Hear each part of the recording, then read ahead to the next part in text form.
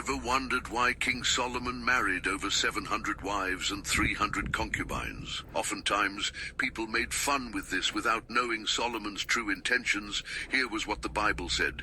David had lots of enemies who hated the Israelites. But as soon as Solomon became king, the Bible records that all throughout the 40 years of his reign as king, there was not a single war in Israel. Israelites lived in peace and wealth. This was possible because Solomon made peace with all of Israelites' enemy, including his father's enemies, by taking wives and concubines from each tribe and city. Solomon married many wives from every country, because by taking these women as wives, that way he would secure the peace of his country.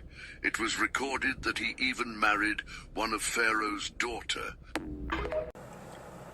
So now this is one of the reasons why I've always found saying that the Bible is a historical document is always problematic.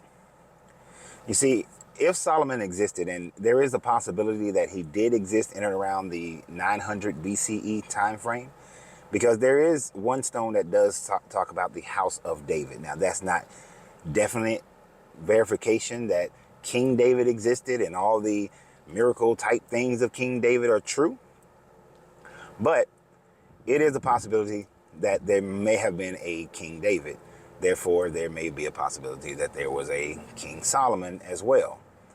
But understanding geopolitical ideas and mindset of that era, you will then gain a real understanding of why Solomon had so many wives and concubines. So if Solomon was a real person and a real king in Israel at that time frame, being surrounded by so many enemies who wanted that territory because of his strategic advantages, then it would make sense, as we have seen in history multiple times where kingdoms wanted to prevent war or to become stronger, the marriages were arranged in such a way that royalty married other royalties. And it didn't necessarily mean that the royalties actually lived together in permanence, but the marriage was a contract of an alliance, kind of like now how we have ambassadors. And these ambassadors are going to these different countries and they are keeping an alliance with these other countries, working together with these other countries in the 1700s or 1800s and back. Instead of ambassadors, this was done more through the monarchies.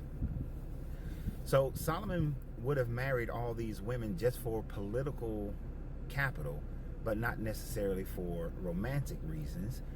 But because the Assyrians in and around the 800s through the 700s and 600s, and then it came to be the Babylonians, and then the Persians and the Greeks and so on and so forth. Because of the embattlement of all these people, and because Israel started losing